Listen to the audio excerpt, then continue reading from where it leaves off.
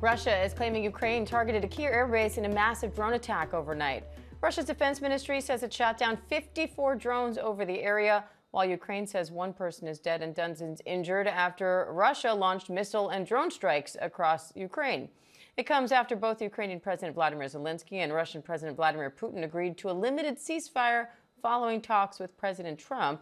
Foreign correspondent Marcus Moore joins me with the latest on all that. So, Marcus, what do you make of these claims from Russia about Ukraine's attack on its airbase, and in general, these two exchanging fire after starting these, ceasefire agreement talks? Well, Diane, I think it certainly signals that this is still a kinetic situation, that the fighting continues despite the efforts and some indication that the talks on a potential ceasefire, at least the steps heading in that direction, appear to be positive at this point. But the late word we have on this latest strike is that there have been fires and explosions at this ammunition depot in southern Russia. And it does highlight how the fight is continuing, Diane, that Ukraine is continuing to hit targets. This one, a military target, it would we would assume, and Russia also carrying out strikes in Ukraine, that this has not slowed down at all, despite all of the talking that we've heard. President Trump spoke to both leaders this week, and it does seem like they're moving in a positive direction. So what's stopping them from just outright agreeing to this ceasefire deal proposed by the U.S.? Well, I mean, I think that there is a lot at stake, and certainly in some areas, Russia has been able to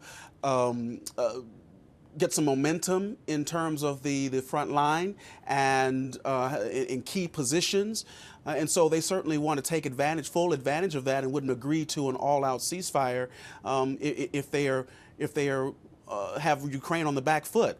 So Ukraine, meanwhile, as you have just mentioned, has agreed in principle, it would seem, to a partial ceasefire. And we're talking about strikes on energy infrastructure as well as civilian targets. President Zelensky saying that he would agree to halt those types of strikes if Russia does the same.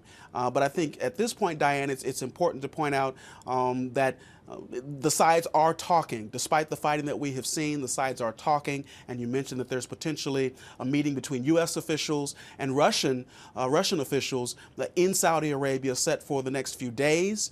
Ukraine saying it's open to those same discussions in Saudi Arabia as well.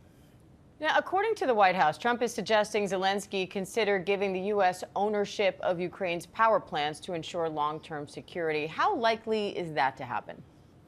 You know, it remains to be seen. There are several power plants, 4 of them in all, in Ukraine. The one that President Trump is referring to is in Zaporizhzhia, which is the largest nuclear power plant in Europe. It's in southern Ukraine, and Russia occupied it back in 2022, and there have long been concerns about the potential for a nuclear disaster in the midst of this war.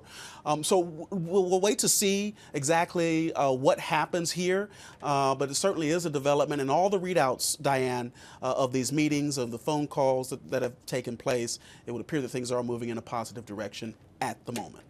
All right, Marcus Moore, thank you.